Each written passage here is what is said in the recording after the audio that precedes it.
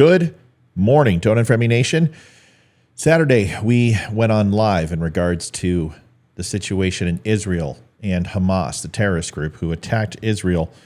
And I will be honest with you, I'm pissed off. I spent a lot of time over in that area. I have a lot of friends who continue to live there and also work for the United States government.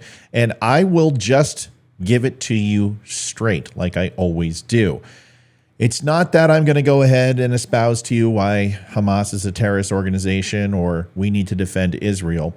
I'm going to focus more on the home front. Once again, the people who we are responsible for, because what's going on in the Middle East is thousands of years old.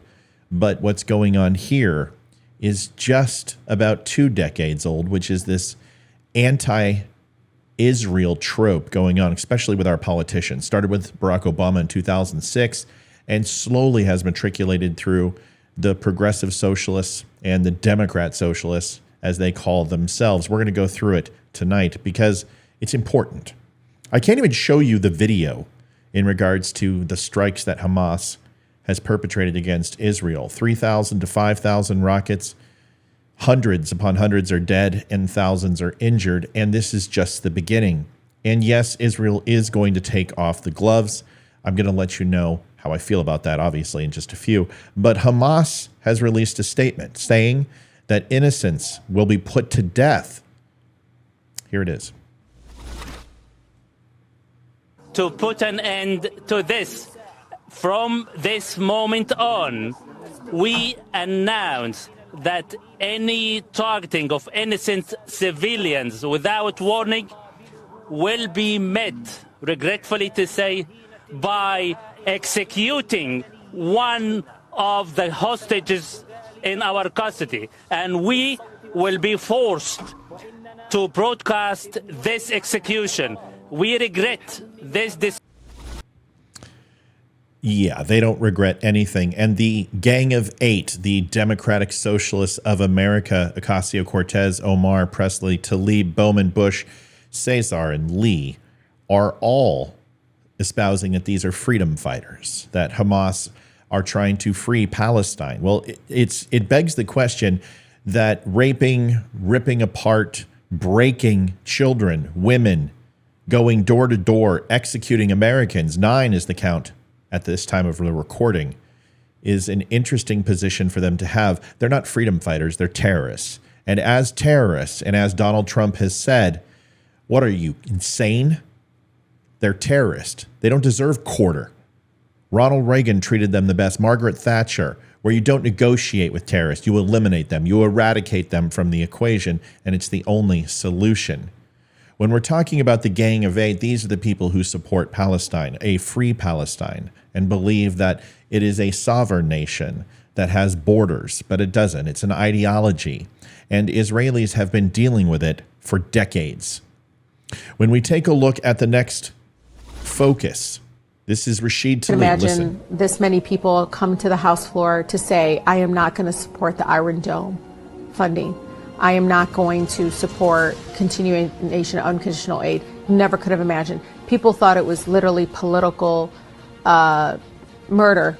That's literally, if you speak up against Palestinian human rights and condemn the abuses by the Israeli government and demand conditioning aid to Israel, you won't get elected again. That's kind of the myth out there. And that myth is completely been mashed over and over again by the election of myself and so many of our other colleagues that continue to speak up.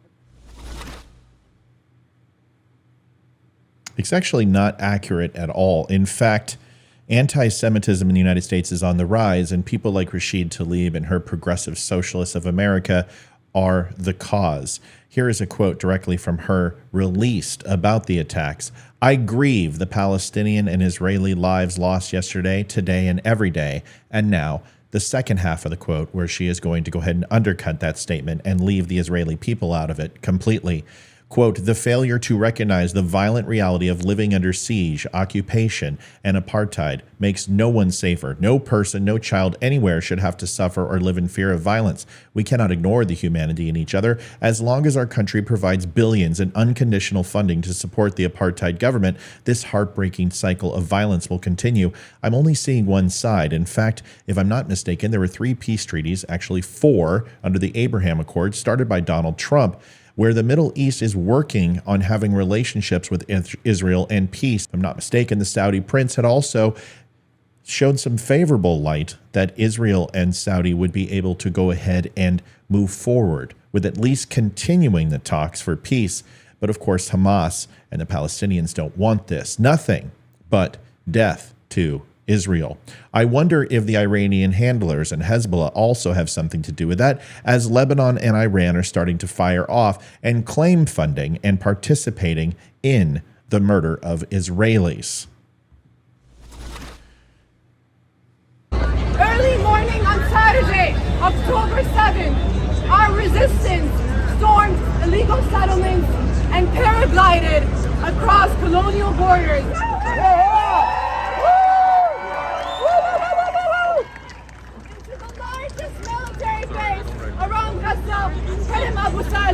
All right.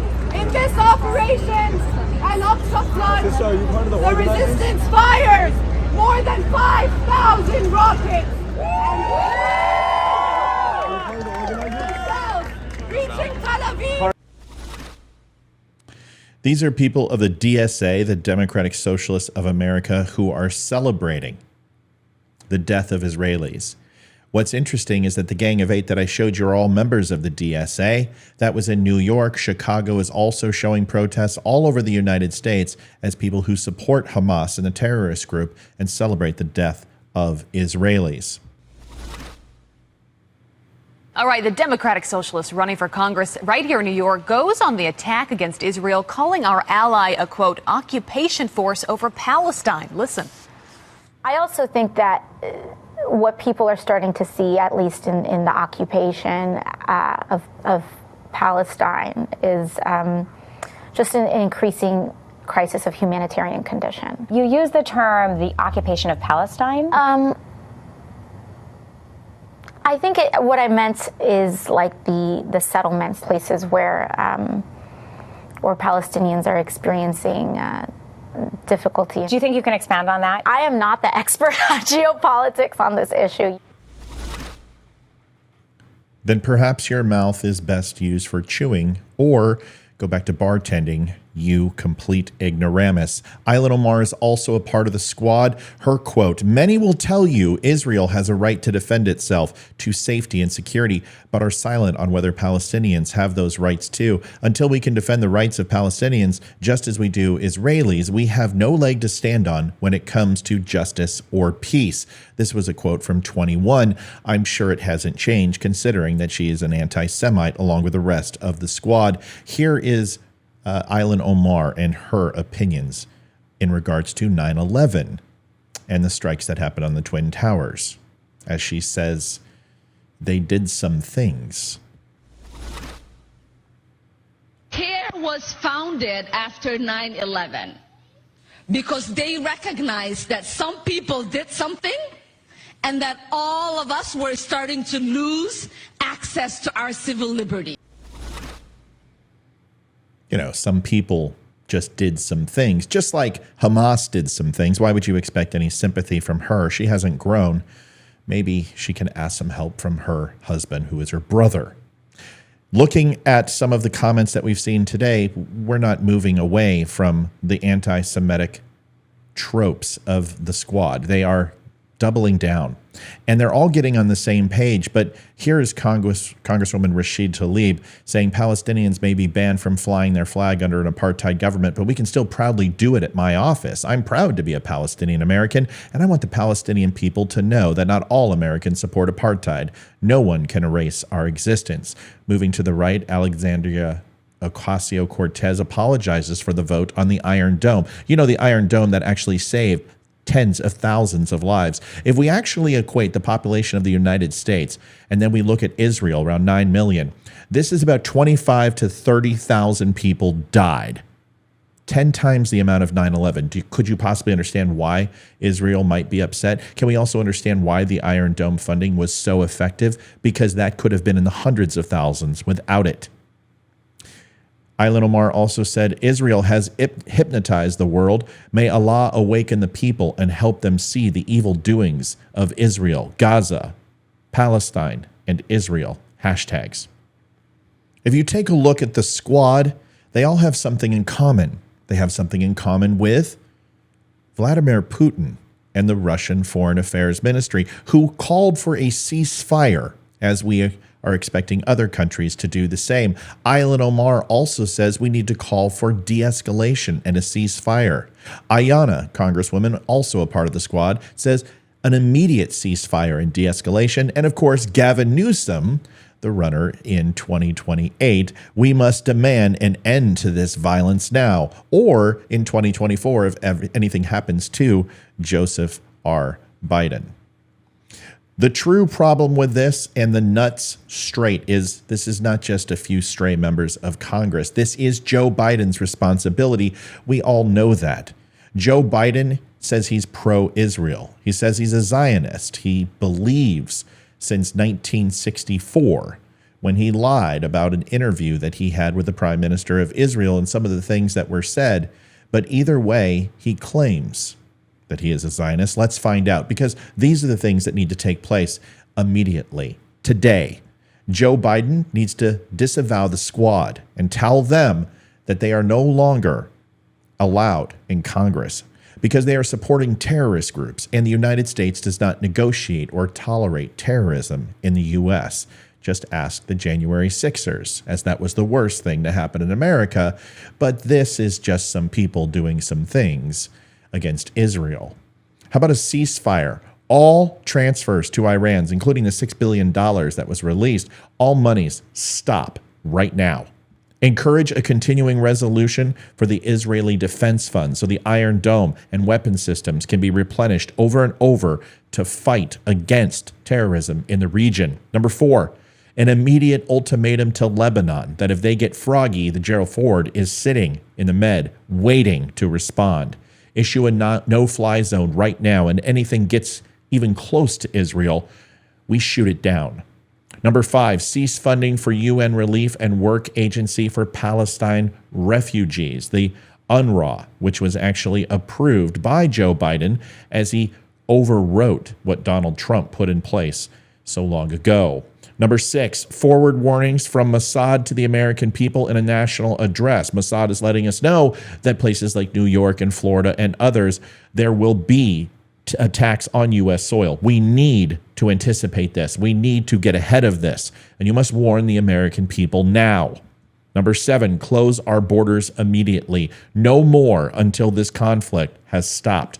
Number 8, arrest, deport all known Hamas, PLO, and Hezbollah terror groups who are residing in the United States immediately.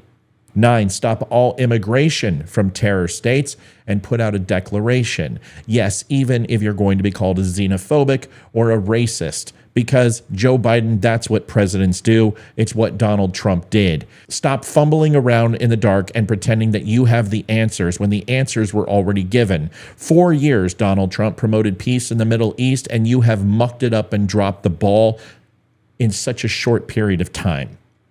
We need to see us reinstitute strength in the Middle East, strength with our allies, and a message needs to be sent. That is the nut straight. The question is, can Joe Biden reach down and see if he has any left? Folks, thanks for watching the Don't Unfriend Me show. I appreciate it. We'll be live tonight at 8 o'clock. I don't know if Leroy is going to be on with us. Why? Because he is taking care of all of these things going on in the world and providing a service through the United States military. God bless him. Keep him safe. Friends and family in Israel and in the area, please stay frosty and keep your head down. I will see you tonight at 8 o'clock.